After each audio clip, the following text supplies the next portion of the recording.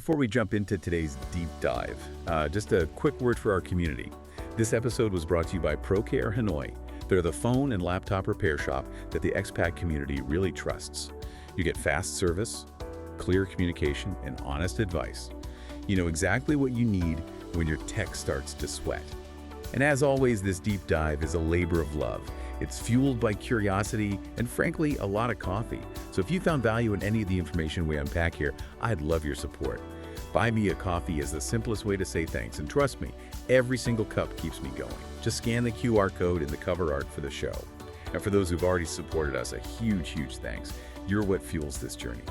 Okay, so let's get into it. We're going to unpack this really paradoxical concept today. We're diving deep into what ancient wisdom calls effortless effort. It's the ultimate paradox for the modern mind, isn't it? I mean, our sources, they range from Zen philosophy to modern psychological studies on flow, and they all point to this very specific balance. The space between trying too hard and not drunk enough.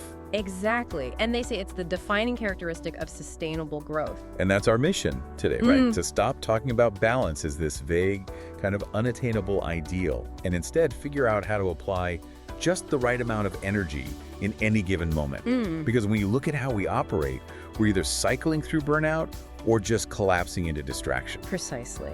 I mean, if you're struggling with a complex project or even just struggling to sit still for 5 minutes of meditation, the root issue is often a misapplication of energy. Right. You need a real actionable way to gauge, am I pushing so hard that I'm just creating anxiety and resistance? Or am I relaxing so much that I've become, disengaged and stagnant?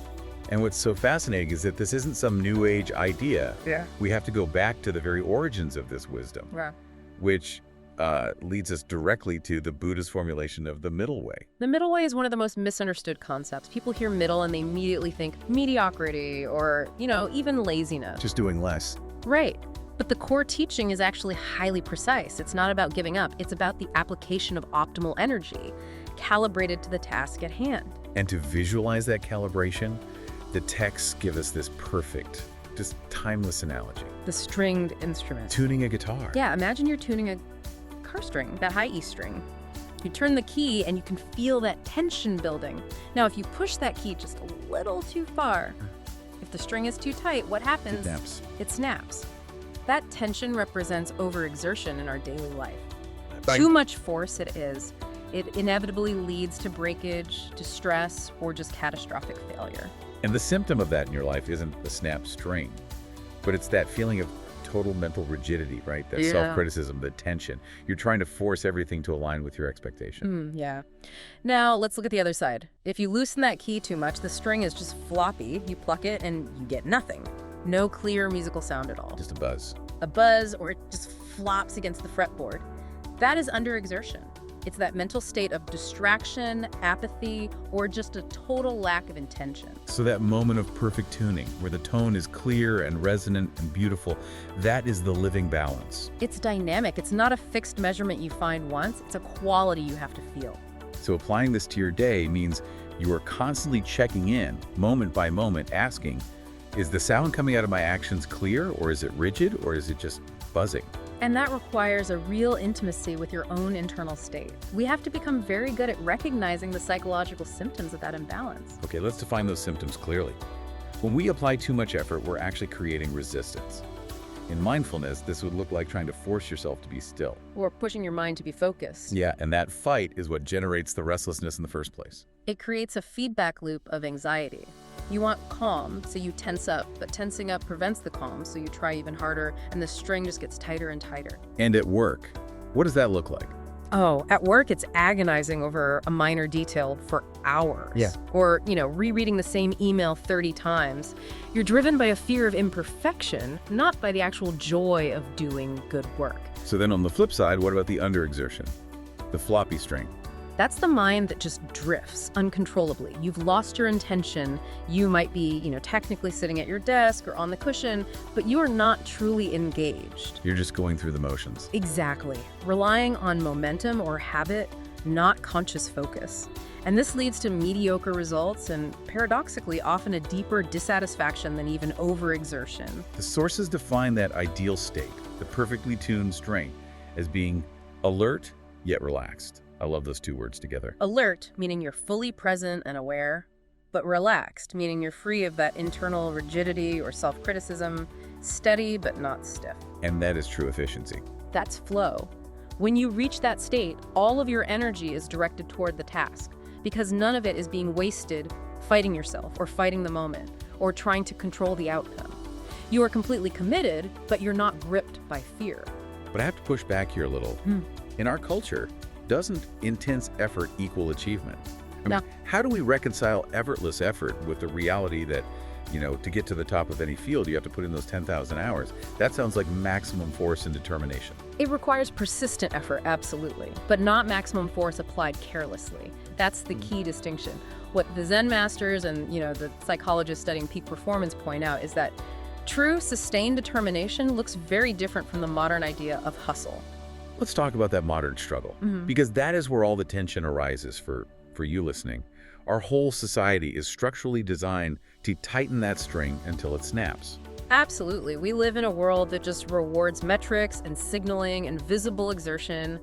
We have built an entire culture around celebrating the hustle, pushing harder, achieving more, and wearing exhaustion like it's a badge of honor. It's driven by economic pressure, for sure, but also by social media, where your effort becomes a commodity you have to display. And the sources suggest that this relentless striving is entirely unsustainable. It leads to that predictable cycle of anxiety followed by collapse. You run hard until you burn out. Then you swing to total apathy to recover, and then the guilt from that drives you right back to overexertion. So the critique here is that we often mistake friction for effectiveness. We think if it feels really hard, it must be valuable. Yes, and effortless effort challenges that assumption directly. It's about deep commitment, of course, but a commitment guided by ease, not by tension. So how do they define effortless effort in a way that feels, actionable? They describe it as the sensation of working with the natural direction of life, rather than constantly battling against it. Think of a martial artist.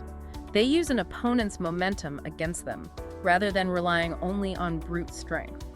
So the move is incredibly effective, but it looks smooth, almost unforced. Exactly. And nature gives us the ultimate blueprint for this flow state. The texts are filled with these kinds of analogies. Like the tree? Consider the tree. A tree grows persistently.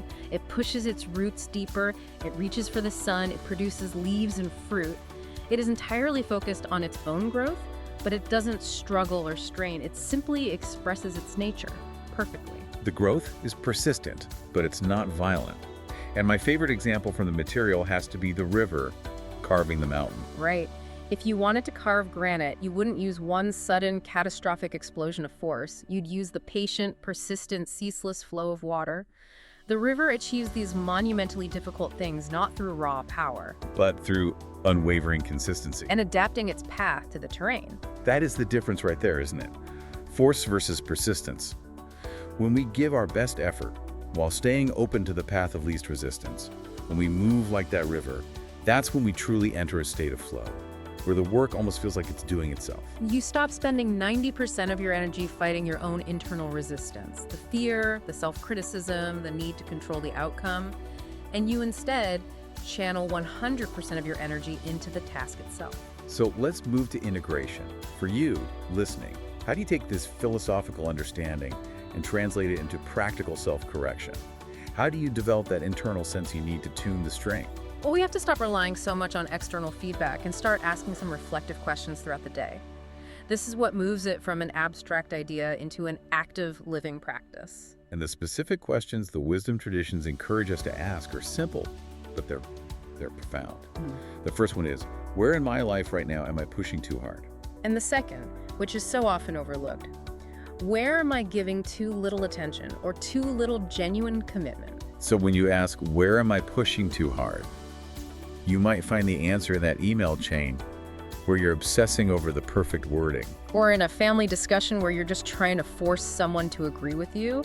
The physical symptom is often a tightness in the shoulders, maybe a clenched jaw. You can feel it in your body. Right.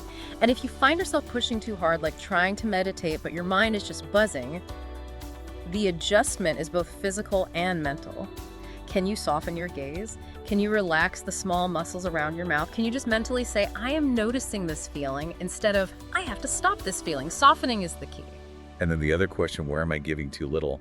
That might reveal that you've totally checked out of a meeting, or you're just scrolling mindlessly instead of tackling that challenging task. And that's the moment to spark intention. Which doesn't mean forcing yourself. No, it doesn't mean forcing yourself to sit up straight and scowl at the screen. Intention just means asking, what is the purpose of this? And bringing that purpose clearly into focus for just a moment. That clear intention is the subtle tightening of the string that brings back clarity. The sources offer this wonderful visual metaphor that I think ties this whole practice together. The two wings of a bird. Yeah. Imagine you have to balance your movement using two wings. One wing is effort, the other is ease. You absolutely need both to fly, and they have to move in rhythm. If you only flap the effort wing, You're all straining and rigid, you just spiral downwards, and if you only rely on the ease wing, if you're floppy and passive, you stall and sink. they have to move together to generate lift, to rise naturally. Yeah. And the implication there is crucial. The goal in your daily life isn't necessarily to achieve some perfect static balance. No, it's just to notice when the movement of the wings is out of sync. Are you straining or are you sagging? That subtle awareness is the art. It's a constant, gentle calibration. You stop criticizing the imbalance and just start correcting the flight path. That's it. So the art of balance isn't a one-time thing. It's a dynamic dance we do every day. What are the final steps in that dance? The adjustment has to be gentle and immediate. If you feel that strain, that tightening string, you ask yourself, what small thing can I soften right now? And if you're drifting and feeling dull, you ask, where can I introduce just a slight spark of focus or clarity? It's always a gentle nudge, never a violent yank. This has been a really, really helpful look into a challenging concept. I think the core takeaway for you listening is that the choice between working hard and being at peace, it's a false dichotomy. Absolutely, you don't have to choose. Effort and ease are not opposites. They are two inseparable parts of the same vital rhythm. When applied correctly, your greatest efforts should feel fundamentally peaceful. That's a powerful statement. So as you carry this understanding forward into the rest of your day, what's the final provocative thought we could leave you with? Well, think about this. Over time, as you consistently practice this gentle tuning, this moment-by-moment adjustment between effort and ease balance, stops being something you have to exert conscious control over. It's not a calculation anymore. It starts being something that simply lives within you. It becomes integrated into your very nature. It becomes the tone of your life. A fantastic thought to end on. Thank you for joining us for this deep dive into finding your own rhythm of effortless effort. We hope this knowledge helps you tune your string perfectly today.